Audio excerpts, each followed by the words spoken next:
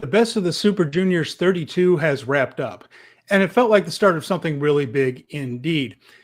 It felt like we were in on the ground floor of something. You know, you don't always realize that you're on the ground floor, but most of the time in big events and key moments that lift a company toward a new era, when you're in it, it's something that you kind of look back upon more later on and say, oh, that was the moment when everything changed. But it felt like we had one of those that we were quite aware of this time.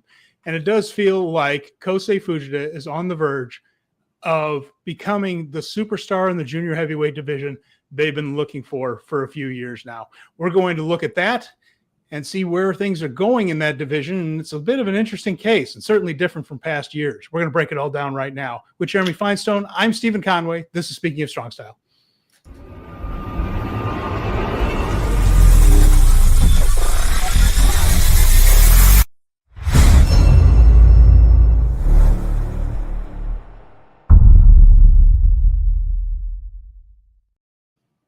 Welcome, everyone, to Speaking of Strong Style, where we discuss the news, issues, and events surrounding New Japan Pro Wrestling. Super Juniors is over, Jeremy, and we had a terrific final to watch. How was your week? Other than that, that was the only show. So we had a little bit of time to breathe, think about things. How did you spend the last 7 days? Well, I got a Switch too, so that was how I spent last night. Staying up way too late, and then ended up getting up way too early this morning, and got my entire ducks in a row. I finished Andor on Disney Plus, and then I watched Rogue One. On Sunday, I watched the finals, just the finals. Okay. Because I wanted to find out what happened. But I waited until yesterday to watch the rest of the show. Okay. And I'm kind of glad I did, because there's not much to it. Like, it would have been hard to talk about it had I watched it on Sunday without taking the diligent notes that you take on it. Well, but it wasn't the most newsworthy thing. You're right. But there were some little hints, I think, dropped along the way. I've been okay. I've been doing well. It's been a fine week here in Austin. It's been very, very hot. But overall, it's been fine. And I've been watching a heck of a lot of Marigold and Stardom in the meantime. Okay. And I also caught All Japan's Triple Crown title match. This is where they had the winner of the Champion Carnival tournament, Rei Saito, challenged his brother Jun for the Triple Crown title. Rei won the Champion Carnival. Jun was the champion, so he got the title shot. That happened. Jun retained. There's a thing, they're not twins, they're brothers, the Saito brothers. They're a heck of a good tag team, but they're almost a classic example of the whole being greater than the sum of the parts, because Rei is good in the tag team, but he's not a great singles wrestler. Jun is a good singles wrestler, but they're a great tag team. Does that make sense? It wasn't as bad as like when the Usos kind of fell apart at Mania and it didn't quite work. And I'm not trying to pile on them. That thing's been talked about to death. They both moved on to other things. But it's funny sometimes how brothers don't necessarily have good chemistry in the ring with each other at all. And I think that was another case here. It didn't quite click. And then I'm the depth of All Japan just isn't quite there, aside from Kento Miyahara and a couple of others. So I also canceled that subscription over the course of the week. So maybe I'll pick it up for the tag team tournament in the winter. I can commiserate with you, because I canceled my Sling TV subscription, and Sling TV did have Access on the time. Access had New Japan, so it was good to see how the product was presented on that channel when it was with TNA, but it was gone. So essentially what it came down to is I was paying $55 a month to just watch SmackDown every Friday night. And I wasn't even interested in SmackDown. Yeah, so I got rid of that subscription. And so now I'm just on Raw and YouTube highlights for WWE, which surprisingly conveys a lot for what you need to know for these PLEs. It's not exactly... you don't need to watch every minute of every WWE programming to make sure that you've got the general gist going into a PLE. Is the best way I'm trying to put it. There's just a lot. There's a lot of extra thrown on the wall there. Yeah.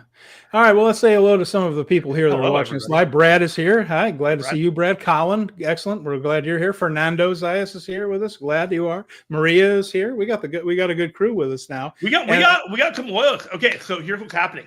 Dynamite show did not air last night with Jeff Hawkins and Paul Fontaine. Yeah. Because 4 hours and Jeff Hawkins is out of town. And so because of life, we're going head to head with the Dynamite show on the YouTube channel right now. So Garrett and Paul Fontaine are going right across. So we're going to have people coming in and out and welcome everybody. Check us out. We're talking two different products completely, but we're all on the same page. Am I cut out?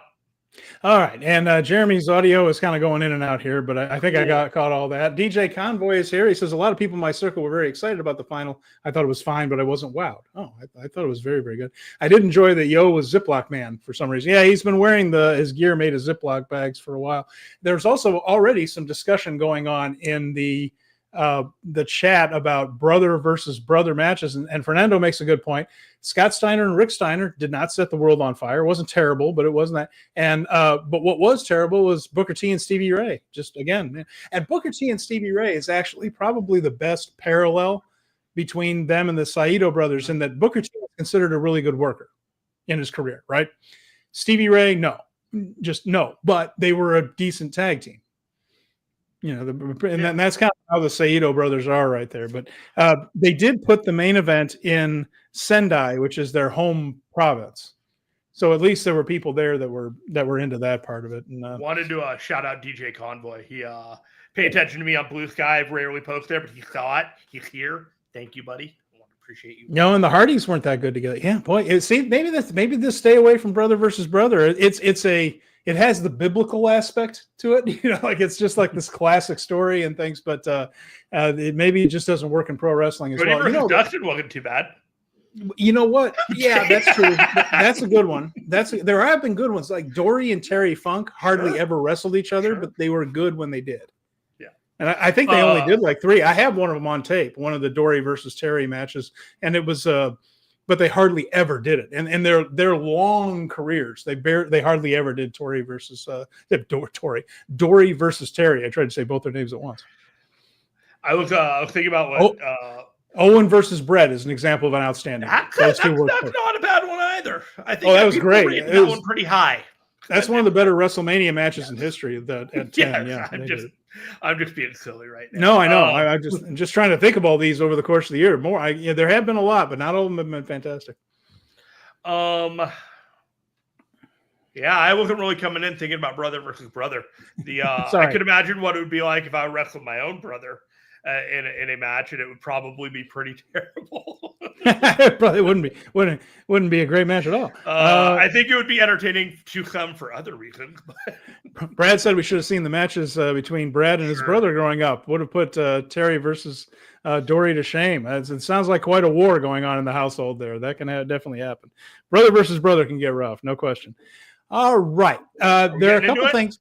Yeah, well, I don't want to get into Super Junior Finals yet. We are going to break that one down match by match, of course, right here. But I wanted to mention something that had already happened last week. We didn't have really time to get to it or research it real well, although there isn't a whole lot of information on this guy. But Salman Hashimikov passed away last week at the age of 73. He is not a household name, really, among that, but he was an IWGP World Heavyweight Champion, or a Heavyweight Champion. And he was an amateur wrestler from Soviet Union and Olympic style wrestling and all that. He won 2 European and 4 World Championship gold medals in freestyle wrestling. These were in the late 70s and early 80s. And after a period of time as a civilian in the Soviet Union, I imagine he found a way to make a little bit more money, and he went to Japan to train in the New Japan dojo with Antonio Inoki. Now, how an amateur wrestler, retired amateur wrestler in the Soviet Union got a hold of New Japan or vice versa, I have not been able to discern. I haven't been able to find anything that says how these people got in touch with each other.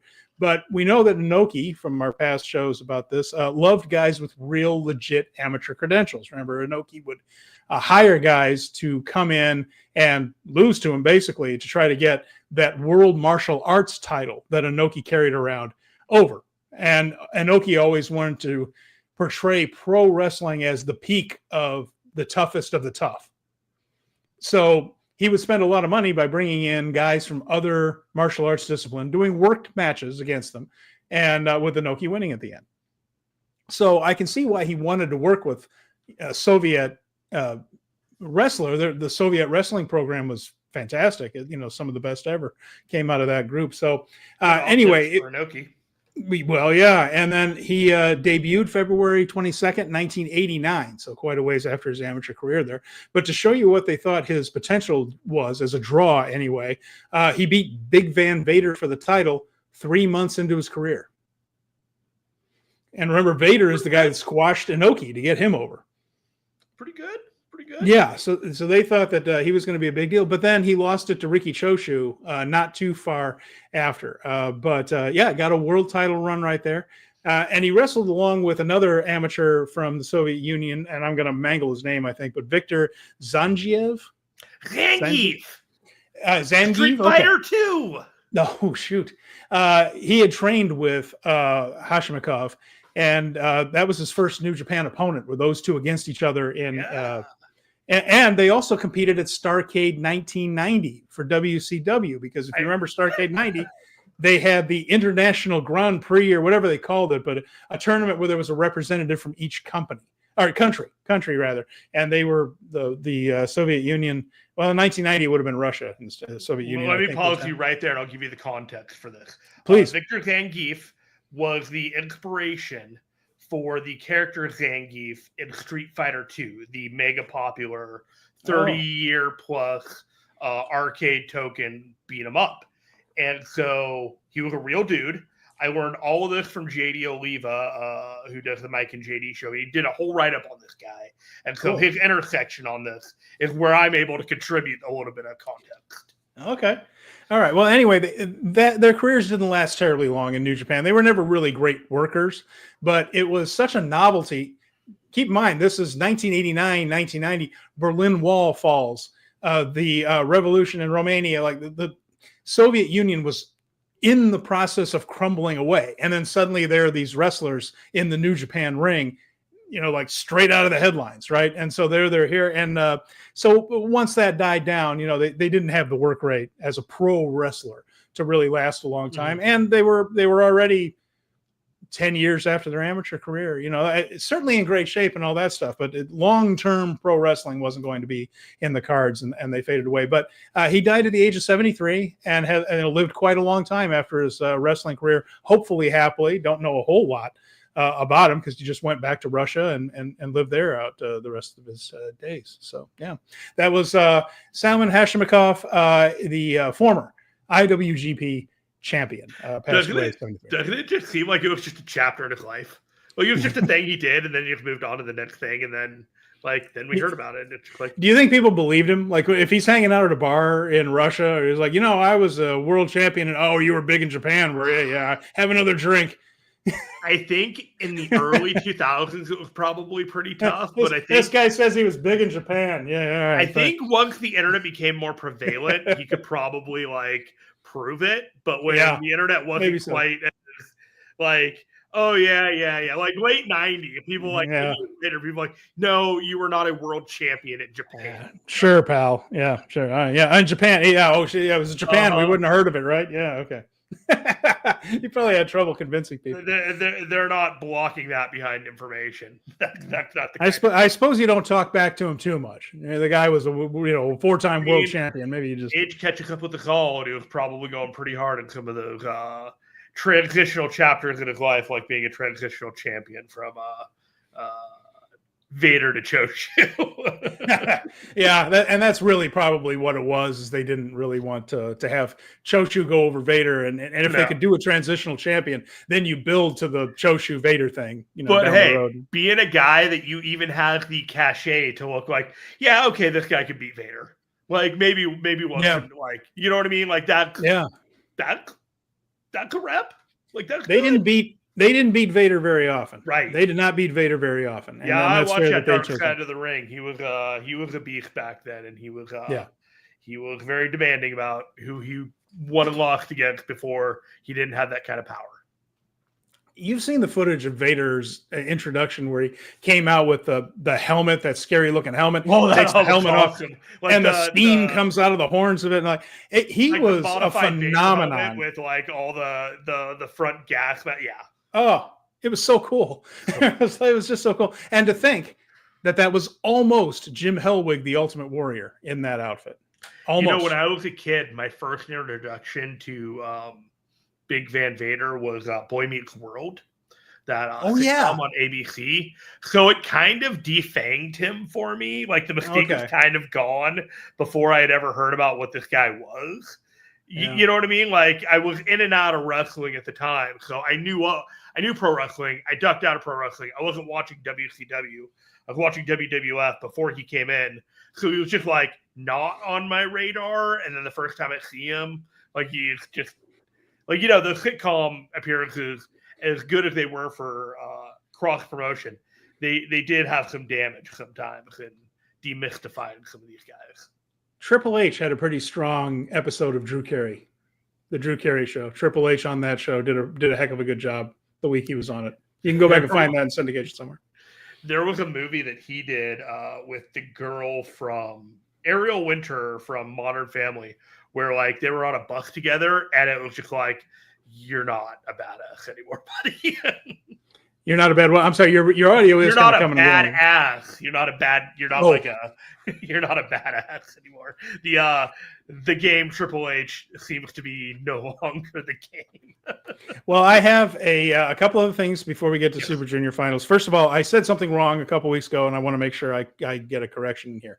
I said a couple weeks ago that the new Yokozuna and Sumo Wrestling, Daiki Nakamura, known as Onosato in the ring, and Brad is telling us The Chaperone. That's the name of the movie, The Chaperone. Thank you. I knew he was going to have me on that one. I said that he was the first Japanese Yokozuna in almost 30 years. Not quite true. But there was a Japanese Yokozuna as recently as 2017, but it has kind of a tragic story. There was indeed one, Kai Sento, and he was named Yokozuna in 2017, won his first tournament as the Yokozuna, then got hurt and was out for over a year. Like he missed 8 tournaments, so almost like a year and a half out. And then he had to retire in 2019, which was his first year back, and early in 2019. So he never really fully recovered from the injury he had right after his first tournament as Yokozuna. So they have barely seen a Japanese Yokozuna until just now. So Onosato was promoted to the thing. He's relatively healthy. Had the reign to celebrate being it once he got there. Yeah, he was relatively healthy. He's about to turn 25. And the other Yokozuna, there will be 2 now, Hoshoryu, which I learned, by the way, in Japan. This one, Jeremy. Hoshoryu means ascending dragon. Hoshoryu. Ryu is RYU is dragon, but Hoshoryu is ascending dragon. I thought that was a very cool name. That's going to be the second reference to Street Fighter 2 in this. Yeah, there you go. One of the characters in Street Fighter 2. He is a martial artist from Japan with fireball powers. There you go. And he's also in his mid-20s. So there's a chance for a long Yokozuna rivalry there. You care so much. Did you know that Koji Kanemoto, by the way, is a former Yokozuna in real life Yokozuna in sumo wrestling? Not like Yokozuna as in Rodney Anoa'i, but who is a Samoan that played the part of a Japanese guy. But and he wrestled at WrestleMania 7. He and Genichiro Tenryu beat Demolition at WrestleMania 7. But that was Koji Katao, and he was actually a Yokozuna in sumo. Kind of had an ignominious end there. He had a big clash with his stable master, and there was a whole scandal and all this kind of stuff. But there has been a real-life Yokozuna. Akebono, of course, Chad Rowan has made a lot of pro wrestling appearances. Koji Katao, another Yokozuna who has had ties to pro wrestling. So I'm going to tie all this stuff in, by crikey. And Colin says that's why the whole of Japan went nuts when it happened. Yeah, it was a very big deal that Onosato became. It's a point of pride to have a Japanese Yokozuna. And for a while there, it was all there were Mongolian Yokozuna. There was some Americans, Hawaiians that got in there. But it's a big source of pride to have a Japanese Yokozuna, especially one who's young and has now won more than 25% of the tournament. What's interesting here is, you know how I mentioned that if you have a winning record, you get promoted. And if you have a losing record, you get demoted. And it's kind of a meritocracy until you start to get to the much higher ranks. And then in order to get promoted, someone has to kind of fall away, right? Mm-hmm. Onosato's rise through the ranks was so dramatic that he never had a losing record. So in his entire career, he was never demoted. Okay. And now he's Yokozuna. He will never be demoted because he can't be demoted from Yokozuna. You just retire as Yokozuna. So that's a full rise straight up to the top. And he will never be demoted in his entire career. That's pretty crazy. And so, yeah, you know, it's just a situation. It's a nice cherry on the top of a awesome Sunday to be like first one in 30 years. So even if it's not quite true, you're still kind of awesome. I know, it sounded good, didn't it?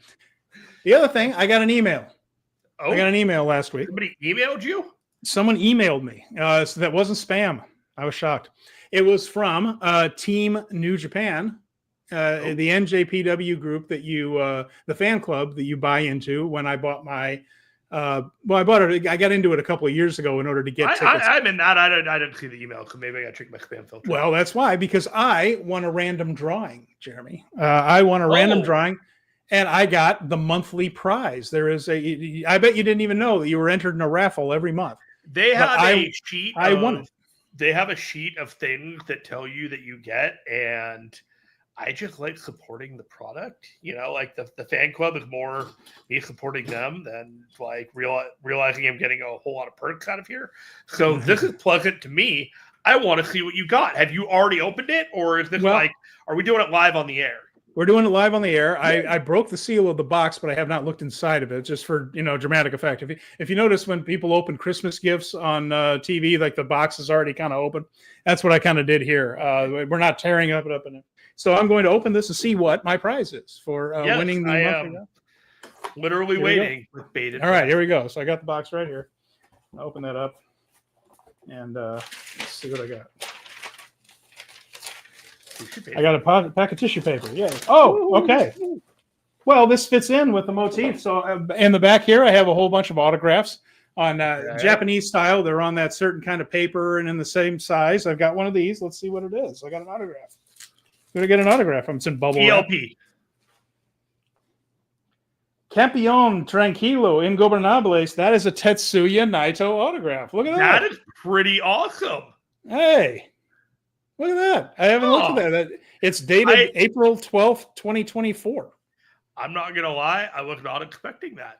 Yeah. That is from not Dominion, but Genesis last year. I think so. Yeah, something around that time of year. But there it is. Because that was the week before he lost the title to Moxley. Oh, wow. How about that? So I will get fantastic. This. I will get that framed, and now it can go with my one that I have right there, which is Shinsuke Nakamura and Hiroshi Tanahashi. That is not what I was expecting you to get from the random drawing from. Hey, listen, if you want to join the New Japan fan club and open up a box and find an autograph and Tetsuya Naito on official stationery from New Japan Pro Wrestling, be my guest. That's definitely worth. It has the gold sample. That's a real seal. That's not pretty. Like I can feel that. That's textured. That little gold, that shiny gold New Japan seal. That is legitimately very, very cool. That's a nice pull, huh? Isn't that what they call it now when you pull the card thing? When you know what? It is a nice pull, Steven. It is a nice pull. So I got another Shikishi one board. Of one, Steven.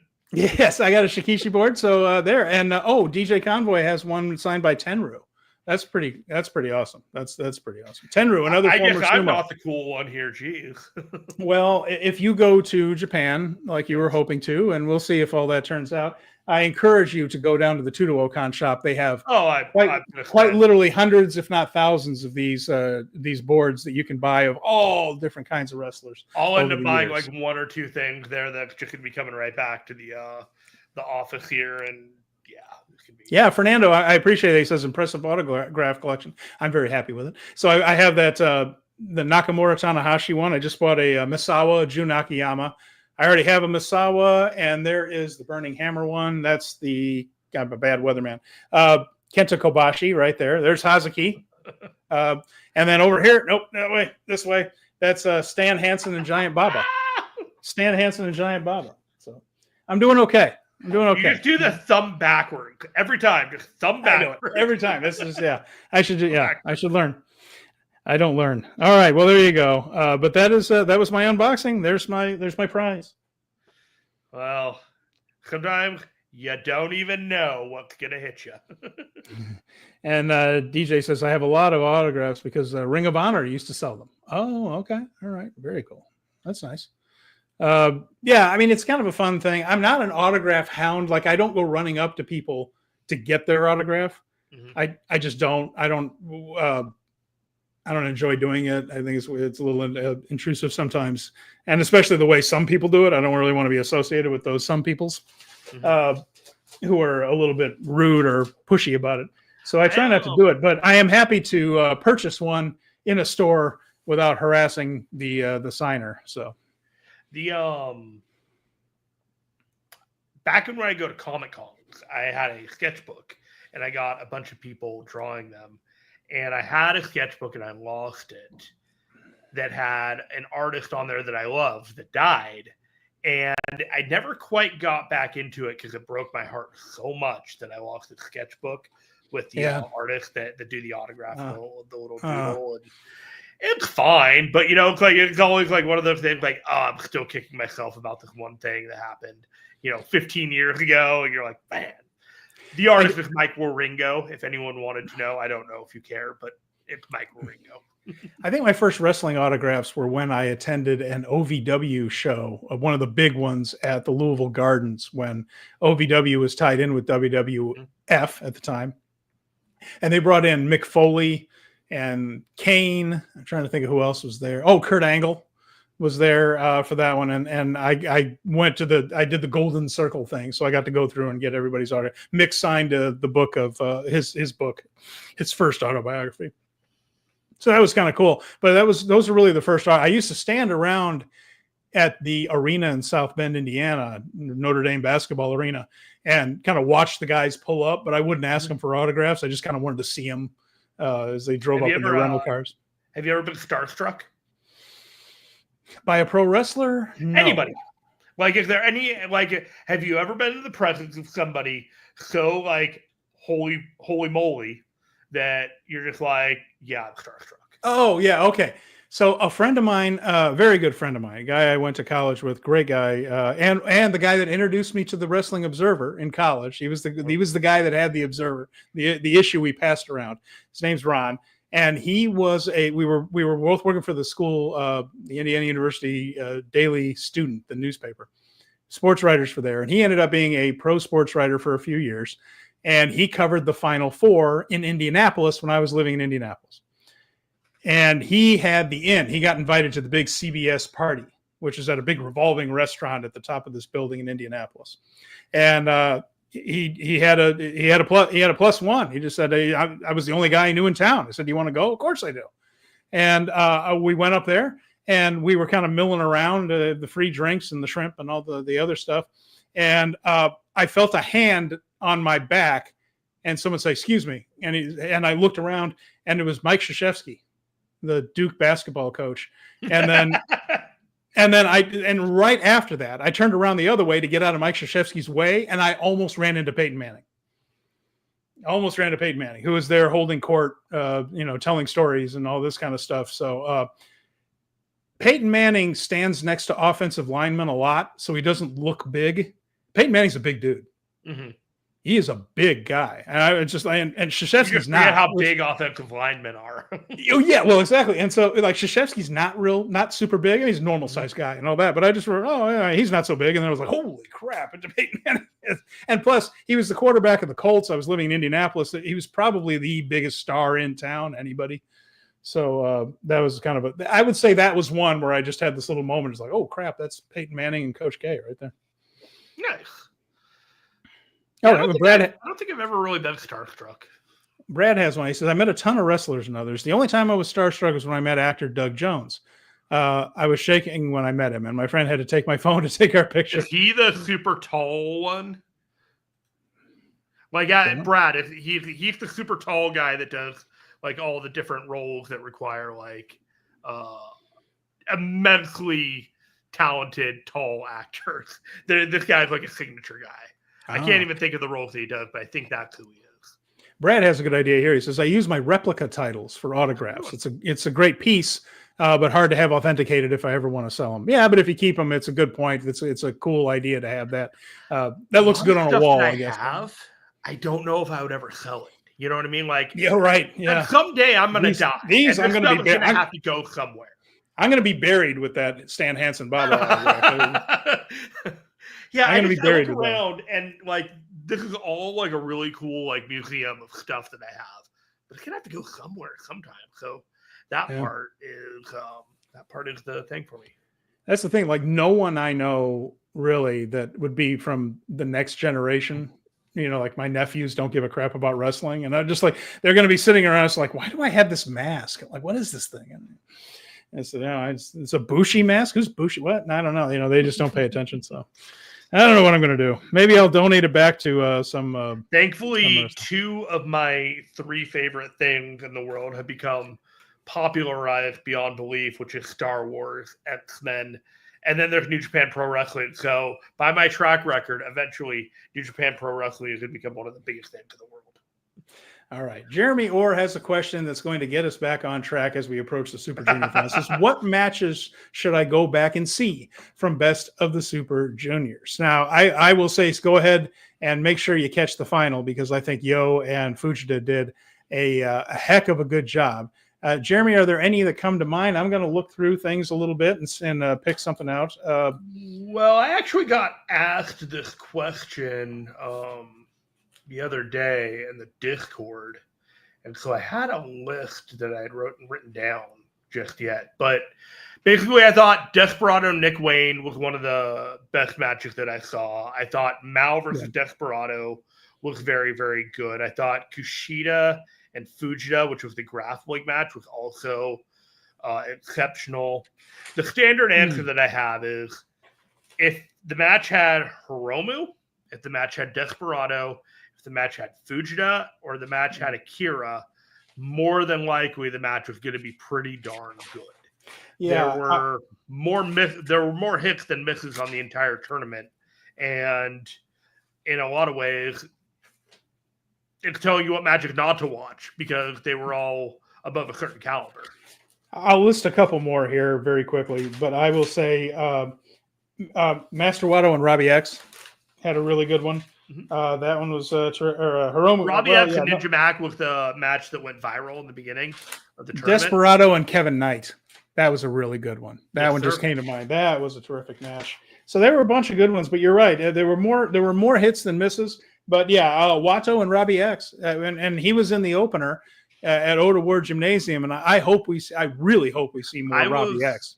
I was really struggling with like once you watch that final, it's like there's the final, and then there's everything else in this tournament. Yeah, that was outstanding. And so those are some, Jeremy. That'll give you a few 4 or 5 right off the bat there, but that'll get you a good start. But he's correct. Desperado was good the whole tournament. Hiromu, good the whole tournament. Motivated, clearly. And so Venkin mentions, I did see Great O'Connor had some new marketing strategy to make himself more popular. He does. Mao was great, but the caveat with Mao was his matches were a little wild and a little wacky. So they weren't straight matches some of the time. Like there's a little bit of the DDT comedy, and if you're not into that, like you're not going to get what you want out of Mao that you may have gotten from, say, Fujita every match. You know what I mean? Like, I thought of one more, by the way, before we move on with this. I got to tell you this, Colin, you're going to get a kick out of this one especially.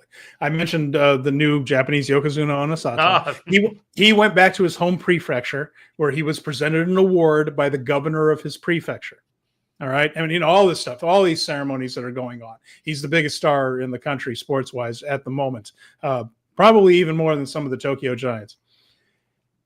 Onosato's home prefecture is governed by Hiroshi Hase, who has been one of the most decorated New Japan pro wrestlers of the entire 1990s and a former booker of the company. He got into the Japanese Diet, their Senate, and now he is the governor of Onosato's prefecture. So there were all these pictures of him receiving all these awards, and he's got a big bouquet of flowers, and he's got the rope, he's got the whole thing, and he's standing next to Jeremy, former IWGP champion, right there, and the man that battled Great Muta and the Steiner brothers, all this stuff, Hase and Muto.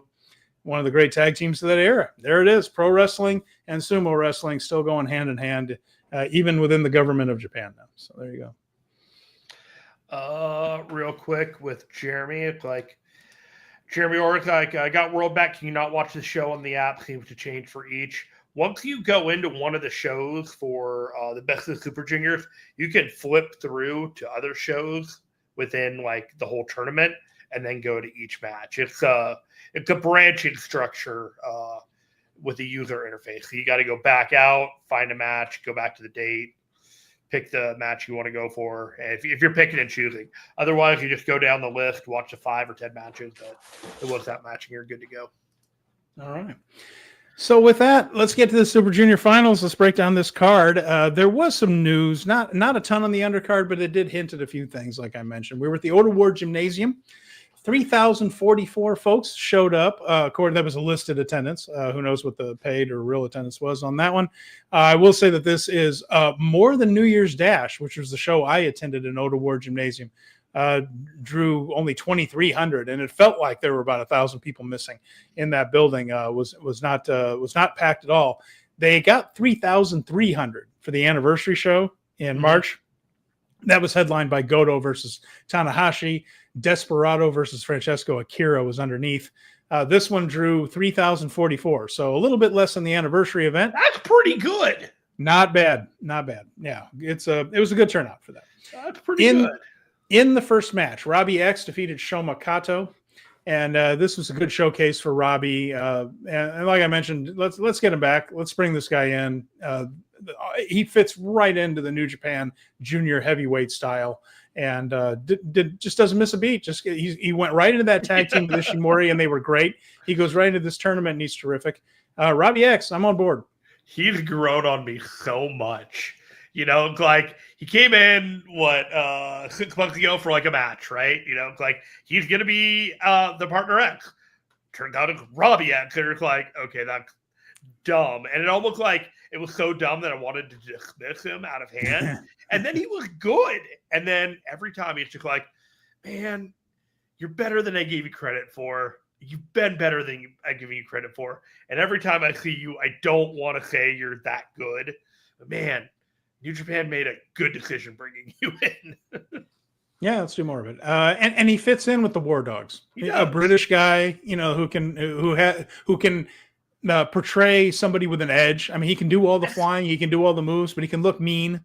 He can look like he's beating somebody up. You know, he can look ferocious. It's a good fit. I'm still like half waiting the other shoe to drop. Like, hasn't had that moment of intense blood loyalty that he's one of the guys. You know what I mean? Like, he wears the shirt, he does the finger gestures with Ghetto, like the whole deal, but he hasn't been in the thick of it yet. And I think that's the part that I need to see. I think a little bit of that happened in this show, but not quite in this moment. So keep Robbie X filed away. Yeah. Up next, we had the House of Torture and the against the Hantai team, basically. And this was Ren Narita, Sanada, Sho, Kanemaru, and Yujiro Takahashi against Kevin Knight and Kushida, Master Wato, Oleg Bolden, Toriano. And Brad says Robbie X is a war puppy right now. I saw that pop up as it was going, and I laughed. Once again, Milano Collection AT was wiped out in a recurring gag he is doing with Sanada. Of course, Milano Collection AT, one of the guys on the Japanese language broadcast, former wrestler, had to retire due to concussions. and has found a good gig as an analyst on almost every New Japan show. There's Milano is there. We haven't seen his face in 5 years. He always wears the mask for COVID and all that stuff, and he just left it on. So we actually haven't seen Milano's face in over 5 years. I'm assuming it's the same face. Anyway, everyone in this match did what they do. Kevin Knight got his jumping and flying in. Bolton did power moves, just what you'd figure. A little bit of something for everyone. But the House of Torture stuff leads to Kanemaru tapping out Wato in the figure 4 after Wato had been hit in the leg by like 10 different objects, including the wrench and all that. And that's all to set up a junior tag team title match at some point. Kanemaru and Sho against Wato and Yo. And we don't have a date on that one yet. And I think that something came down the pike later on in this show that's going to tie into this. I think it's going to be another one of those junior heavyweight bundles coming down the line where the two junior tag team and junior heavyweight matches headline their own show instead of being buried in the mid card of another. So that I believe that is on the way. Yeah, I don't have much to add to anything that you said. We got the tag team stuff coming up. Fun stuff with Bolton Oleg that they were trying to, talk through with this match. He's got his stuff coming up, and then Kevin Knight went back to AEW and moving on. And we will have a 6-man tag match after that one. United Empire were up. This is Great O'Khan, Francesco Akira, and Callum Newman, and Jacob Austin Young also in there. And they faced Taichi, Tomoaki Honma, Yoshihashi. Jacob Austin Young was at ringside, by the way. He was not part of the match, pardon me. And there was one other person, Aina Aiba was there. She is apparently a voice actress and has also been a pro wrestler. And I was laughing when she came out and they said she was a voice actress because this is this gorgeous woman in phenomenal shape. I'm like, who the hell said that she needs to be a voice actress? Like, put her in front of the camera. And then I found out that she's also a pro wrestler, and she actually wrestled just recently as well. So anyway, and she had a real presence in front of the camera. I was just a vibe check. I know she the way she walked to the ring, like she had a swagger to her. She had the facial expressions looking at the crowd. I was like, this is a winner. What's going on here? Like, you're the second most interesting person in this entire group right now. So true. It's so true. And that's not a knock on anybody else in the group. She just really shined. Taichi is very over right now. He is very over. The people just love Taichi. And this was a decent trios match. And in the end, it was O'Khan winning with the TTD and then the Eliminator.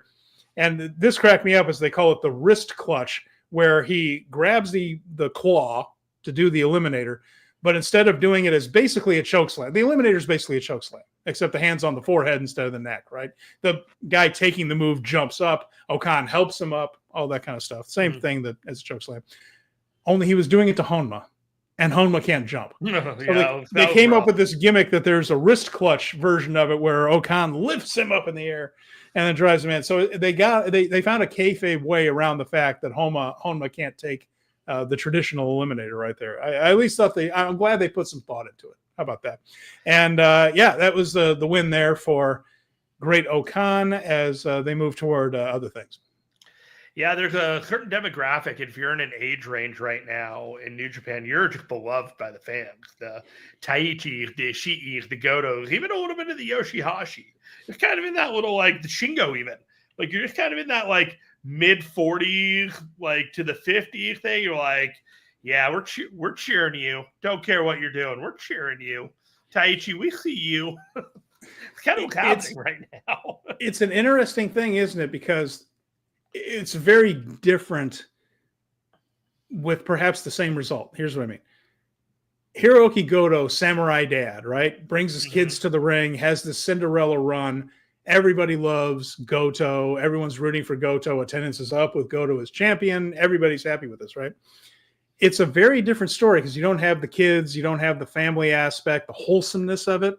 But I think there is maybe not a world title, but I think there is a big title run in Taichi that the fans would truly get behind, is that one last push to the top type of run. And Taichi can still wrestle. He's not torn up like the rest of.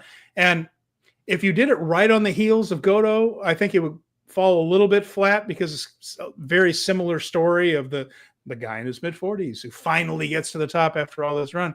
And, of course, Goto has been part of the New Japan family, and Taichi's kind of a black sheep. They've gone into that on commentary. But I think after a bit, when the Goto thing is over with, put a little bit of space, I think there is money in Taichi making a drive either to the world title, maybe the global title, but I think there would be a catharsis if Taichi finally won a big one in Sapporo, his home province, for instance. I think that would take off. The crowd is absolutely behind the dude right now.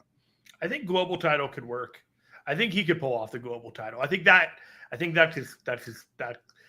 might be his ceiling. He's never, he's done the never, he's done the TV. He hasn't done the TV, but he did the King of Pro Wrestling. And he's it was the KOPW thing he was involved in for a while. To me, he's never going to win the IWGP. But, we said Goto wasn't going to win the IWGP until he did. And, Taichi's one of those guys that he's gotten better with seasoning. There was a time, 8 years ago, we're all just like, Taichi. Well, he's phoning it in, whatever. And there are still days and angles where he's just, he's not into it. He'd rather be at the sumo match down the street. But there are times and there are moments where he's like, this might be my last run. This might be like my last opportunity. I really appreciate the time I'm doing in New Japan right now. And he feels reinvigorated. He feels like he's passionate about what he's doing. And this angle he's doing with the Shi'i where, the bad dads are coming for you. I'm into it. Yeah. I am too. And first of all, how dare you? Let's say he was phoning it in. No, I understand what you're talking about there, but I just feel like the sentimentality is there for him. It's good to me. I've liked the guy for a long time since he moved up to heavyweight. He was miscast as a junior. He may have been a junior as far as weight goes, but he was never quick. He just didn't have the fast twitch. So he just looked slow next to Kushida, next to Taguchi even, and certainly when Hiromu just ran him out of the gym and all that stuff. So moving up to heavyweight was a good move for him. Did him a lot of favors. Yeah, absolutely. And it turns out he's a bruiser. His best stuff came against Ishii and Goto and things. So let's get a couple of comments here that I want to do. Fidel is here. Sastro. Shout out cheering to Mike the olds. Sempervivi. How you doing, Mike? Yeah, that's awesome. Shout out cheering to the olds. I hope you're doing well in your new venture. Miss you on Wrestling Observer Live. And yeah, man, it's good. Thank you for checking in. I hear Mike every morning on the wrestling news. I listen to the wrestling news every single morning on, and he's the announcer for that one. It's a very handy thing, by the way. If you're a wrestling 15-minute drop every 6 a.m. They get it done a lot quicker than that. They're very concise. It's maybe you're done 7 or 8 minutes on a busy day. Yeah, and they get everything in. It's really fabulous. So they do good work. Brian Solomon and Brian Last and a bunch of really good people are in on that. So let's see. For it. Brad mentions that Aiba worked the Natsupoi Sayori Anu 10th anniversary show the night before, which was also an Ode Award. And Jeremy, that show drew 2,800 announced. We're not sure about paid, and they fudged these things a little bit, but they drew a big house for a Stardom show with guests that wasn't really, it wasn't an official Stardom show. It was their promoted show with Stardom stars on it and all that. But 2,800 they drew for that thing. That's a big number they did. And Venkin mentions she's been a pro wrestler for 6 matches and came back after a decade for that Natsupoi Sayori show. Well, she slid right back into the Attitude. I really enjoyed her. And Venkin says she's also a singer. So I guess she just does everything. She and Harley Cameron can do it all. Take some time off, come back, be even better. Yeah.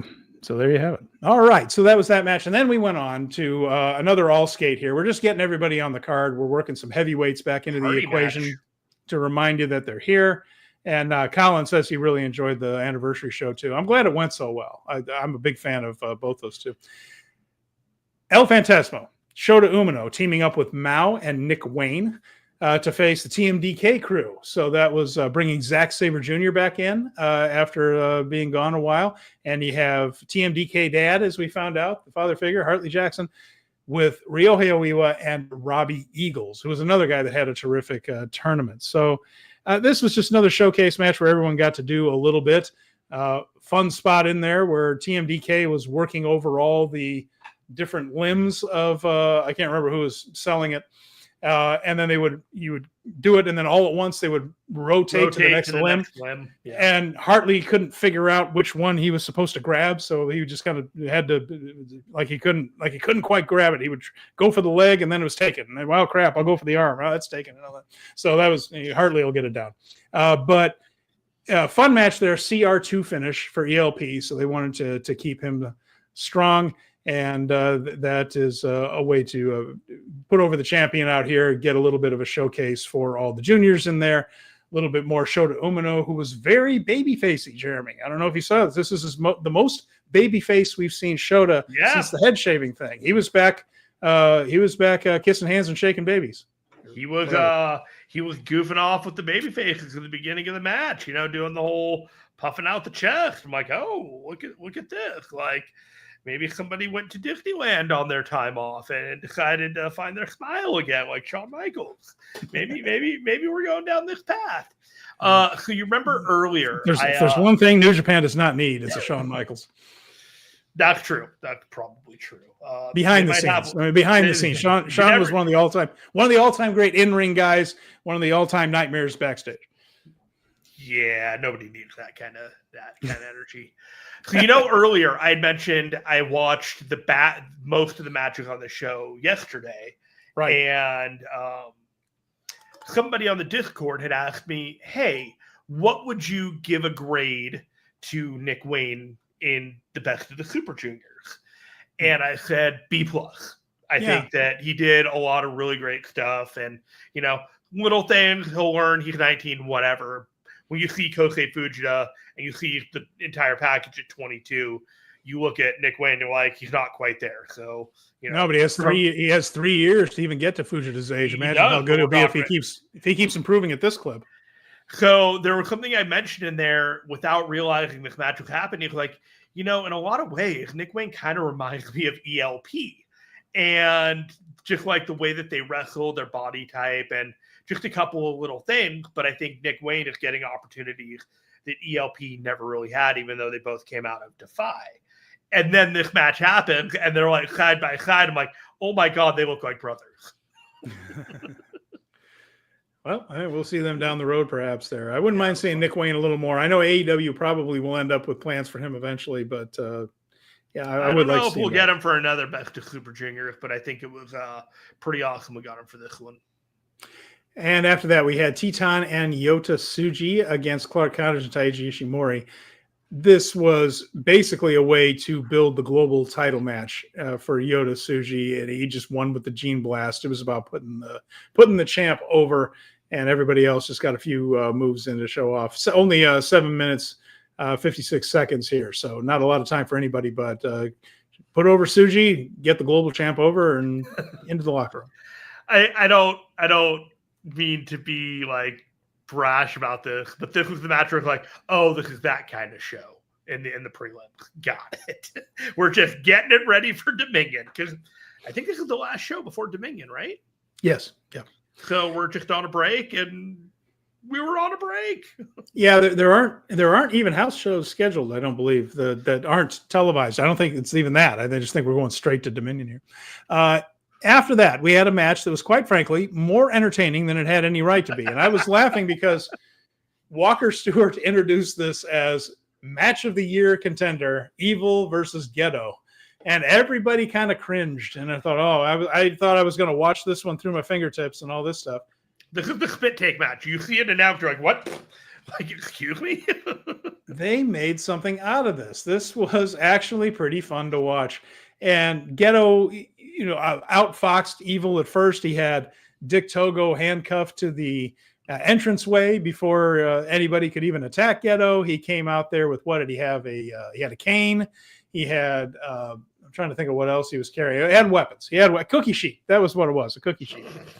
And so he's bashing Evil all around ringside. And as it goes around ringside, Ghetto is large and in charge. Jeremy, there were Ghetto chants Ghetto at the Oda War Gymnasium. It was dumb. It was good again. They got this thing over. And once again, Milano was involved. Evil tried to shield himself with Milano, and you just heard Ghetto just go, move, and swing the cane. And Milano did, and he ended up smoking Evil, and that got a pop. So all this was kind of working in its own little perverse way. They finally get into the ring, and Ghetto, being the booking mind that he is, knows, and of course he's part of the team that books New Japan, and he knows that he needs to put Evil over then. So once they got in the ring, Evil took over. Boston Crab win, then a post-match beatdown. And I've been saying all along that I suspect that there's a turn coming and maybe we can't trust Ghetto, but that's over with. He's taken too many ass whooping from these guys to be the one that turns. But anyway, the beatdown included Robbie X running in, trying to help. Mm-hmm. Ishimori running in, trying to help. Clark Connors had just taken the spear from Tsuji, so he's not coming out. He's supposedly taping up his ribs in kayfabe sense. So it was just a beatdown for House of Torture, put heat on Evil going into that dog collar match with David Finlay. Evil's a master. I know there are people out there that are just going to say, like, I hate Evil. His gimmick sucks. He sucks. Whatever. This guy is so good at what he does in the ring that he can make a match like this with Ghetto. Like, they're great dance partners with each other. They both knew what they had to do to make this entertaining. And, Evil's been doing these gimmick matches for so long that it requires a bit of theatricality along with basic wrestling skill. And he is far beyond basic wrestling skill. So by the time he's doing the theatricality of this stuff, he just makes it look so easy. And it's like there's no like breaking the illusion. It's like he is fully committed to just being like this dirt bag wrestler that you just hate. And when you manage to make Ghetto a babyface, Ghetto, who has been like one of the most despicable people in the New Japan lore for probably the last 10 years, if you really like want to, like, 7 years, sorry. And you just kind of think about it, it's like, you're cheering Ghetto because this other guy, you just want to cheer him. You just want to boo him so bad. It's not that you love Ghetto, but once Ghetto's in that position, he knows what he needs to do to rev the engine. But man, masters at work. Comedy match, put it in my veins. All right. So a couple of comments about this one. Brad says it reminded him of Great Okan versus Moxley, where they fought all around the arena. Less violent. Yeah, fair enough. But it worked, surprisingly. That was Great Okan's best match and a really good Moxley New Japan match. That Falls Count Anywhere. I believe that was in Edion Arena. And Venkin mentions that the match where Mox cut Great Okan's ponytail off. Yes, it is. Or he had to, didn't he? Like tied it to the, he cut it off. No, he cut it off. No, he just randomly cut it off. He just randomly cut it off. Yeah. I think it was like a hair extension, so it wasn't quite as grievous as like we're thinking, but still, what a great moment. And then Jeremy asked the question here, and since we got a little bit of time, is Ghetto the best booker today? Now, I think a lot of New Japan fans have been a little bit crabby with some of the stuff that's gone on. Keep in mind, Ghetto is not on an island unto himself. There are more people than Ghetto booking New Japan. Best today. That's a tough one because it seems like right now, Jeremy, to me, you can pick out some flaws in each company. Certainly, WWE has kind of tripped on its own shoelaces this past year. The stuff with The Rock fumbling around with WrestleMania and the Cena stuff, I'm not.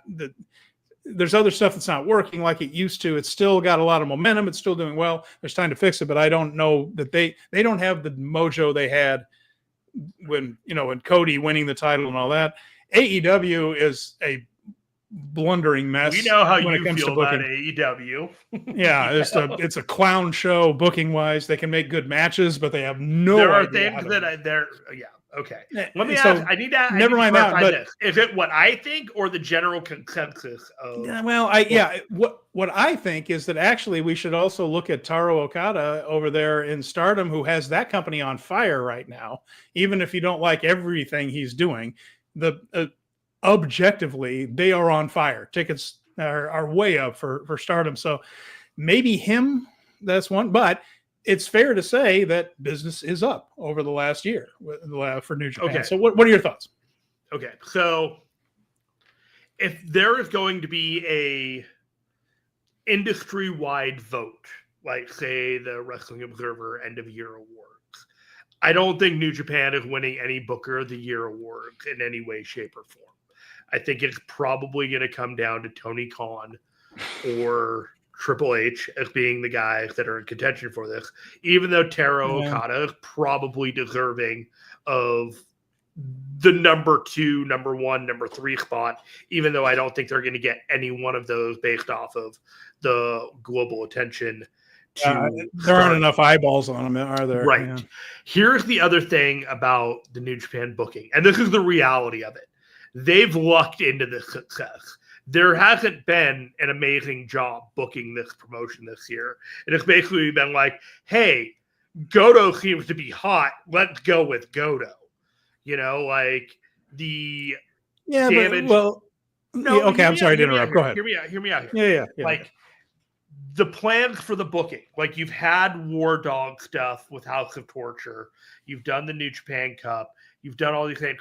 Nothing has really been like, oh my God, this is blowing everybody away. It is business as usual booking that's doing exceptionally well because you have Goto on top.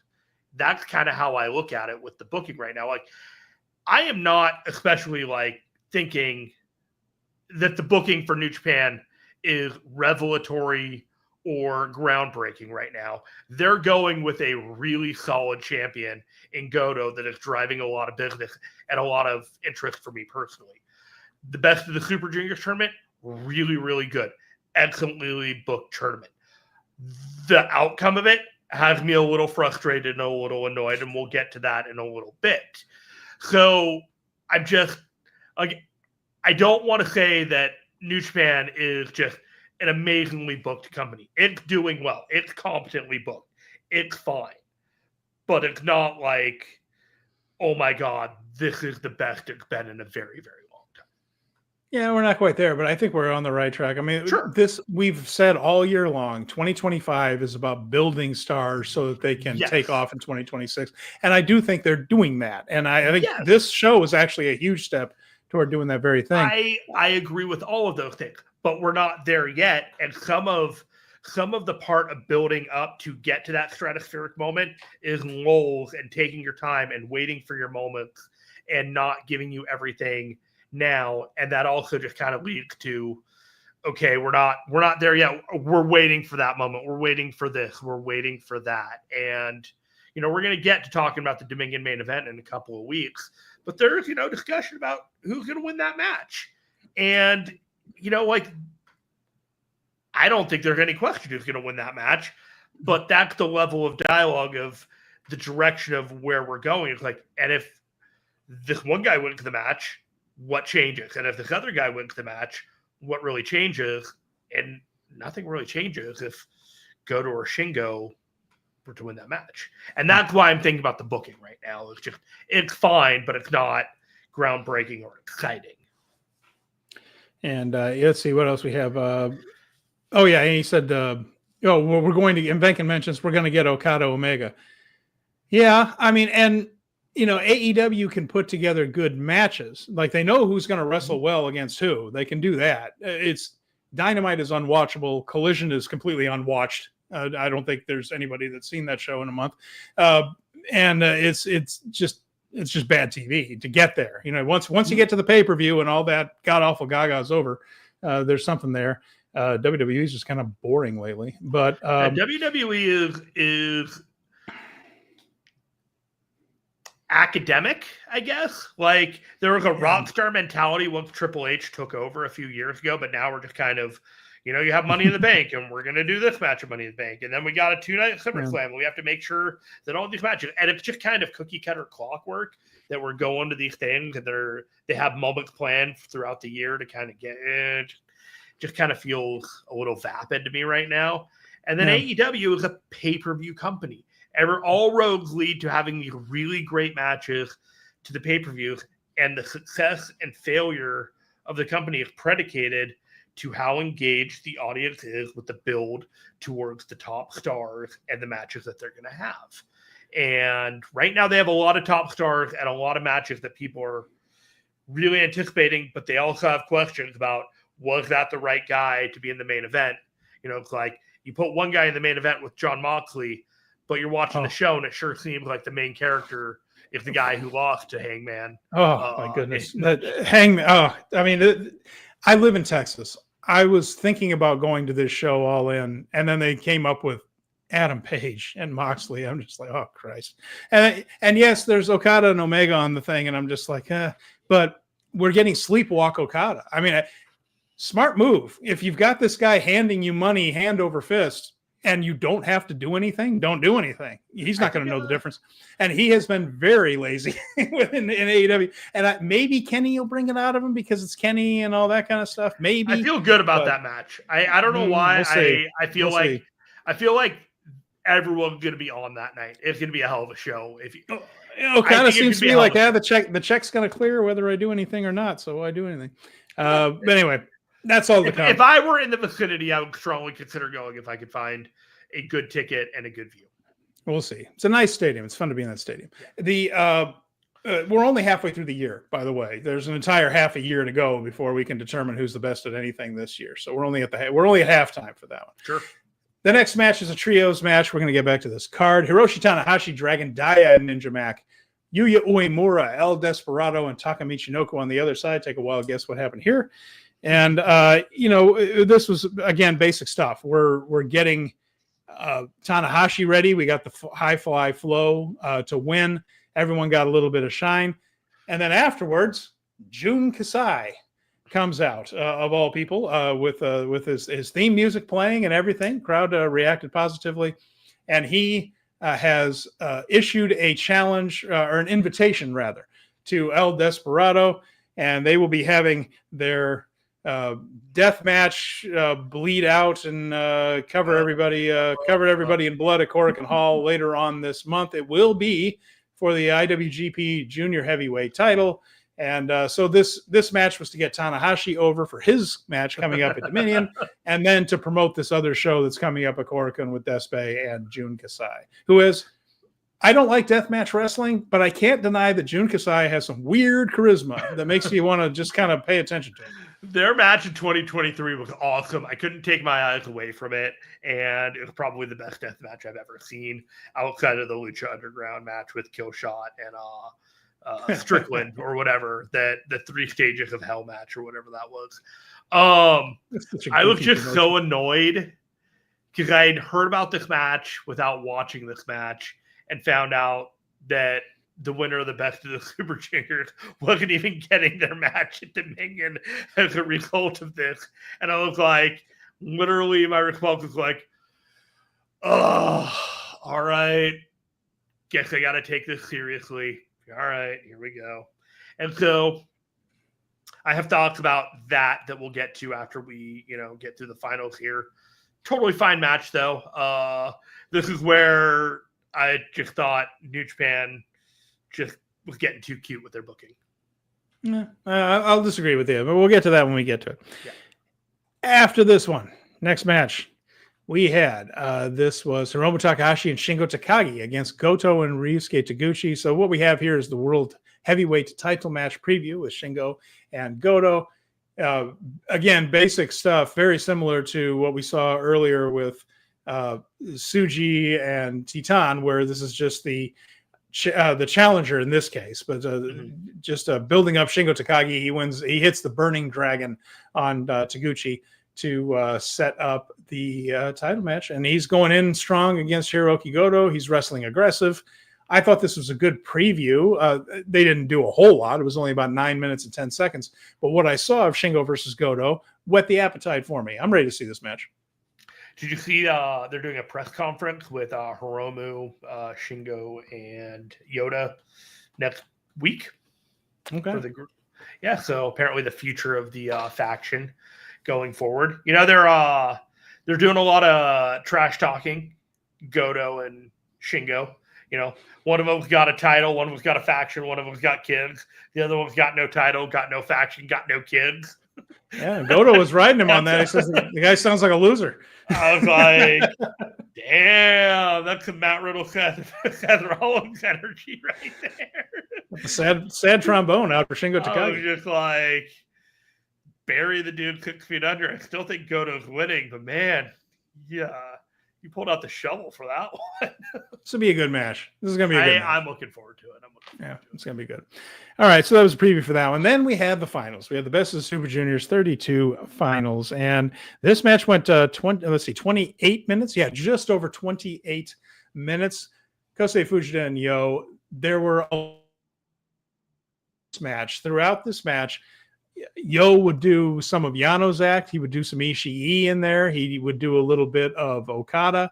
A lot of nods to the Chaos guys from Yo. On the other side, Fujita showed signs of Zack Sabre Jr. in some of his work, like modifying his submission holds every handful of seconds. Grabbing an arm and pulling on it. And then once the arm was pulled, you cinch it up with the leg, and then you tug on the chin.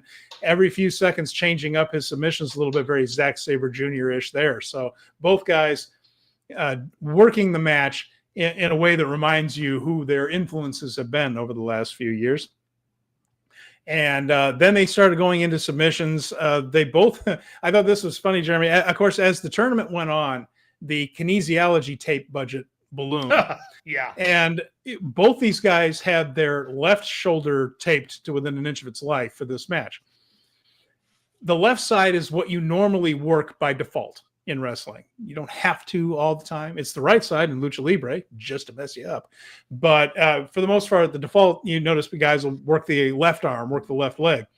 Both these guys were taped up, and then both worked the other guy's right shoulder, which tells me that that tape is needed because these guys are indeed hurting and are indeed beat up because they taped it up and then didn't work it in a way that really would fit wrestling logic where there's his injury. I'm going to go after the injury. Both those guys stayed away from each other's shoulder in that regard. So we got some hurting puppies in there for sure.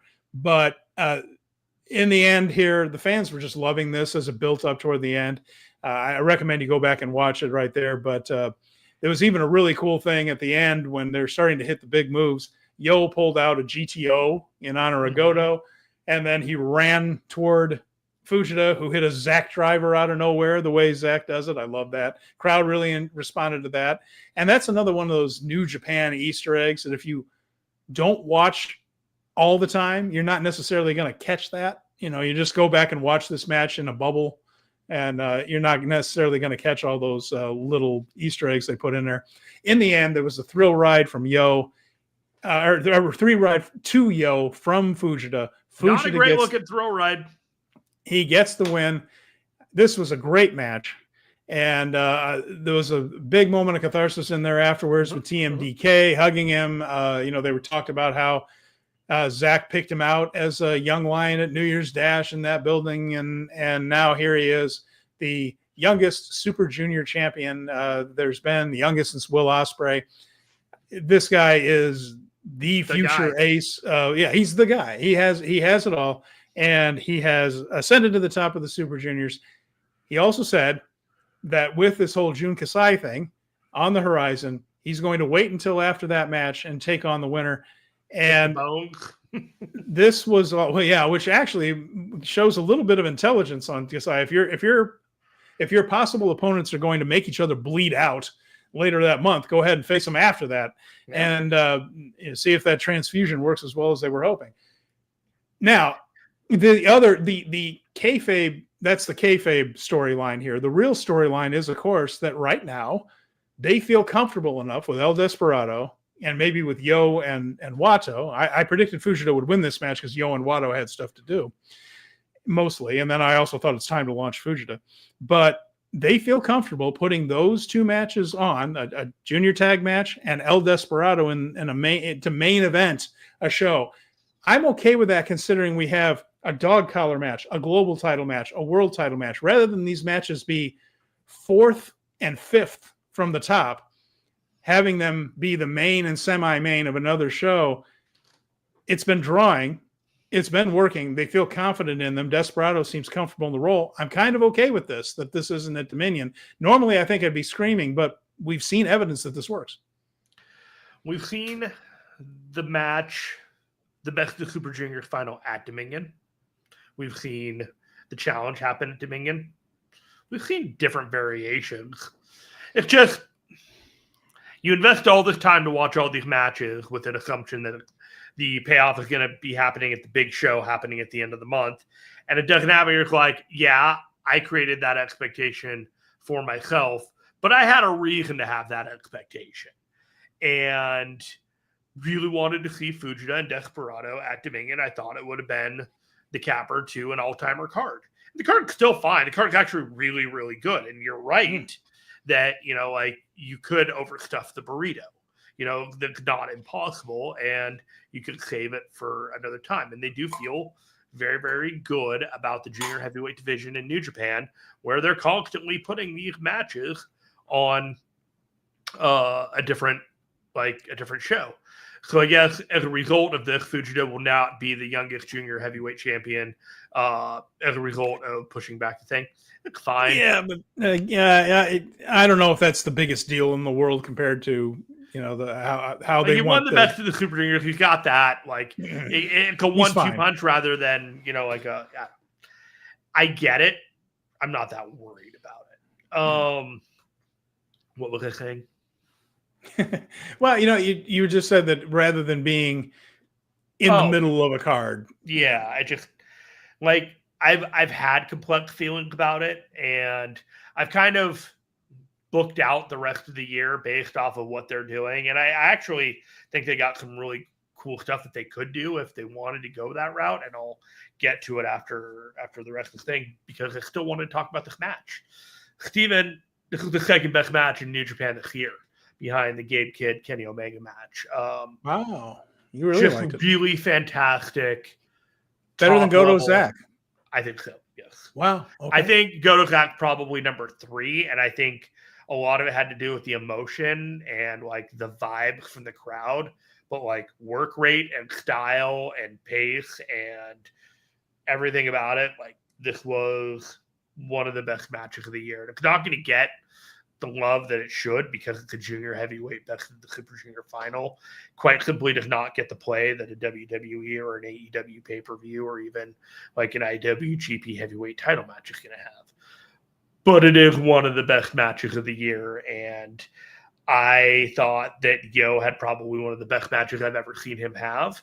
I thought the crowd being behind him so violently was surprising to me. I was expecting more of a 50-50 with Fujita and him, but it just felt like Yo was all about it was almost his time. He was vibing with the crowd more than I've ever seen Yo vibe with the crowd in a singles match. And I just thought both guys played their role excellently. I don't know if there was a wrong decision on who was to go over this, but I'm glad that Fujita won. Yeah, I think it's time to launch Fujita. That's been my opinion on it. And plus, like you said, Yo's the champion. Fujita was the champion before this. He and Eagles lost the belts to Yo and Wato, which is what told me that it freed up Eagles and Fujita to possibly win the whole tournament. The thought on Yo too. Let's think long term here, if we want to. We launch Fujita this year, and now he's upper echelon, and I'll bet his match, which I think will be with Desperado, I don't think Jun Kasai is going to win the junior heavyweight title, will probably be a phenomenal match, one of the better junior heavyweight matches of the year. And, that'll help him quite a bit, whether he wins it or not. Then I think Fujita's winning it now. He might. But the key is, too, Yo, this isn't tossing Yo on the scrap heap. He has now made 2 Super Junior finals, one against Hiromu Takahashi that went 35 minutes, this one that went 28. Both matches very, very good. There is a story in Yo making it back to the top, and does he finally, third time's a charm, does he finally clear the final hurdle? Because New Japan loves to make you wait for it a little bit. And so I don't think this is a rejection of Yo as the top guy. I think maybe an investment in him in the future. I mean, putting him in this spot, considering he was dressed as a beer girl at Wrestle Kingdom, is saying that the company still thinks there's a lot there. The crowd reaction to him tells me that there is a lot there that the people are into. So there could be some value in having him come up just short a second time so that there's even more steam on it when he gets back up there. So I was thinking about this and why I could end up being okay with all of this, just because I didn't really like them shoehorning Jun Kasai in for this show when it just felt like there was an ascension to Fujita kind of thing. But if it does lead, like, this is all hinging on Fujita winning the match afterwards. If he ends up winning, he can have a run through Wrestle Kingdom where, and this is just me like thinking this through, where it's basically Doki comes back. Yeah. Desperado and him are essentially in the same faction in a lot of ways. They're friendly. They end up being in World Tag League together, and they end up winning it. But their decision is to wrestle each other for the right to face Fujita at Wrestle Kingdom. Oh, okay. So a little twist on the Naito Hiromu thing where we were going to take our shot and wrestle one another rather than go after him. And then a twist on that. So. Because they didn't get that match at Wrestle Kingdom. I don't think it's a match that you run it back at Wrestle Kingdom this year, but it's what you set up for Wrestle Kingdom this year. All right. Well, that's the thing. And Venkin mentions, you want to clean up that ring after the Jun Kasai Desperado death match? No, sir, I do not.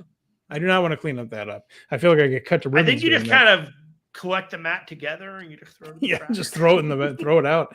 And then Venkin asked another question. He just said, if your opponent is legit working injured, then you break the rule that the left side. Yes, absolutely. You can work the right side. It's not illegal.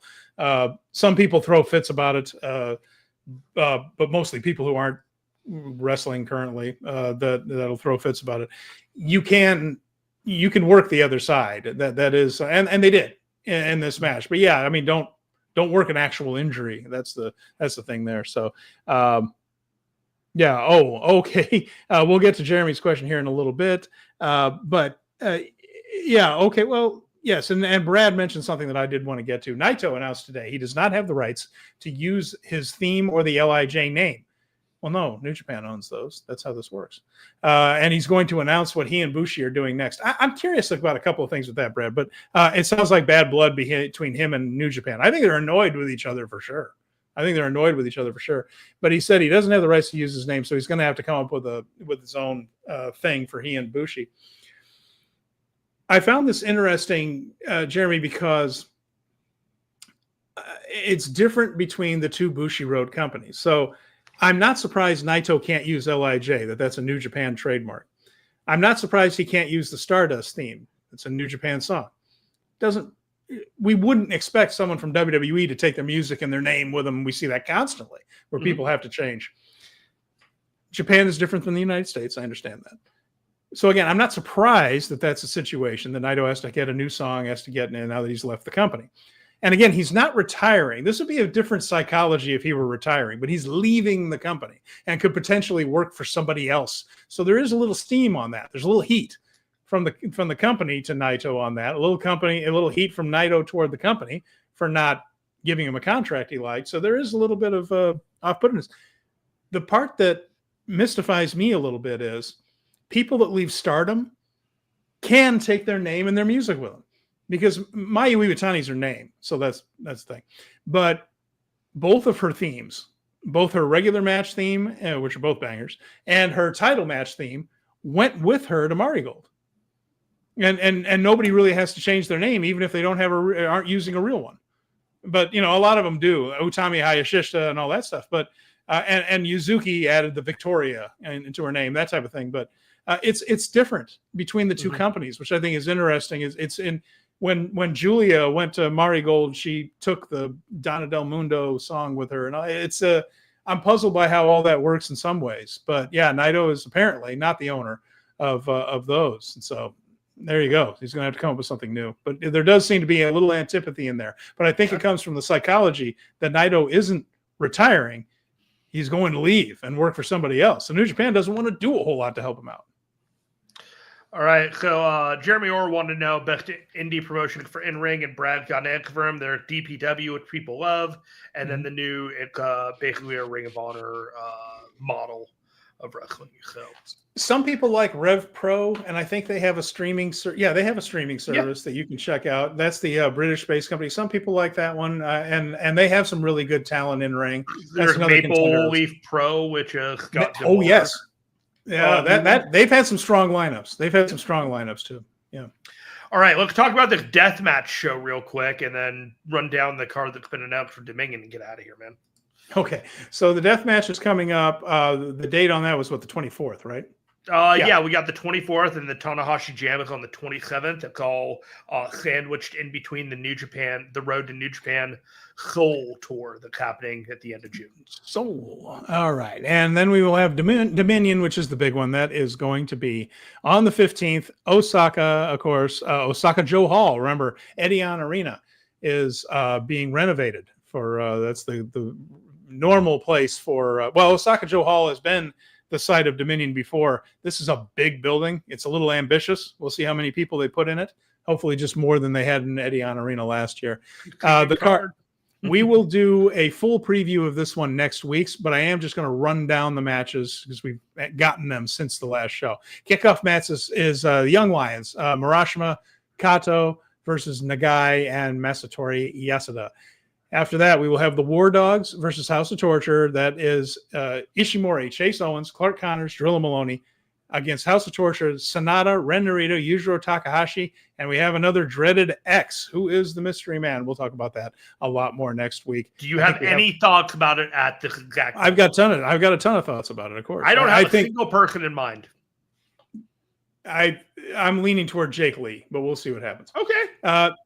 El Phantasmo and Shota Umino versus Oiwa and Zack Sabre Jr. That's underneath. Third match is the Final Road Connection, Hiroshi Tanahashi versus Yuya Uemura. That'll be a fun one to watch. IWGP Junior Heavyweight Tag Team match. So they did put it here. Okay, pardon me. Jeez, I did all that. They're going to go ahead and headline that show with Desperado and Fujita down the road later, but there is a junior heavyweight tag team title match on this show. So pardon me. Fourth match on the card. It is Master Wato and Yo versus Kanemaru and Sho. So they're going to do that now. Okay. So maybe they'll have another one down at that the other show with Desperado. They'll run it back. Maybe they'll run it back. Fifth match, IWGP Tag Team Championship. That is the United Empire, Callum Newman and Great Okan against everybody's new favorite tag team, Taichi and Ishii. The Bad Dads. Sixth match, Never Openweight Championship, Konosuke Takeshita versus Bolton Oleg. Yes, please. Is this their second or third time meeting? I think it's their third. Third, and they are 1-1 against each other because remember, Bolton upset him in the G1 last year. Right. That's right. Dog collar chain death match. And I have a feeling we're going to be spending quite a bit of time on this one next week. David Finlay versus Evil. What are the long-term implications of this one? Could be interesting. I am for this match. If there's a for it against, I am for it. All right. Get your blades ready. Eighth match is the IWGP Global Heavyweight Title match. Yota Tsuji versus Gabe Kidd. These guys have gone to two different double knockout, nobody wins types of matches, and they will go at it again right here for the global title. And our main event, IWGP World Heavyweight Championship, the Samurai Dad, everybody's favorite Hiroki Goto against Shingo Takagi. Singles record on this one, 3-1 Takagi. So there you have it. Samurai versus the Dragon. What more could you ask for? That'll be I think it'll be a terrific one. And any other comments? And yes, Colin, Shuri is facing Alex Windsor for the IWGP Women's title, I believe. Kind of a random defense, as Venkin mentions there. And it makes you think, yeah. And the Venkin says it makes him think that Sari is winning at the end of the month because Sari is challenging Shuri. That's a tough call. I'm not as sure as Colin and Venkin seem pretty sure that Sari is going to take the belt off her. I'm not totally convinced, but it can't be a shock when Sari wins a match. Period. Anywhere. She's one of the very best in the world. And and Venkin says it's having Kyrie Mercedes Monet vibes. Okay. And getting one defense and dropping it would be a dud for Shuri. I got to say, Venkin. I hope they don't do that. I think Sari has plenty of bookings coming outside of it. So we'll see. We'll keep an eye on that as the month goes on. Nice. What else you got, Jeremy? Anything else? Not really. We had one show and a bunch of shows to kind of talk about upcoming, but gotta like pluck out this content for the next week or so. So all the insights are all about stuff upcoming, and kind of like, well, we're just gonna like save that one for next week. Well, don't forget that in Hokkaido on Monday, June 9th, the actual match of the year, Jeremy, is Toru Yano versus Super Sasadango Machine. Are you watching this show? I think I might just catch this one down the road sometime. But you were telling me about like a match of the year thing, so I thought you were really committed to this show and reporting back to us about this. No, Monday, June 9th is this one. It is a special pay-per-view. They have a lot of these. No, I saw the DDT special. I'm gonna pass by it, but we'll give the results out, and if we really need to, report back, we'll report back on important Toru Yano happenings.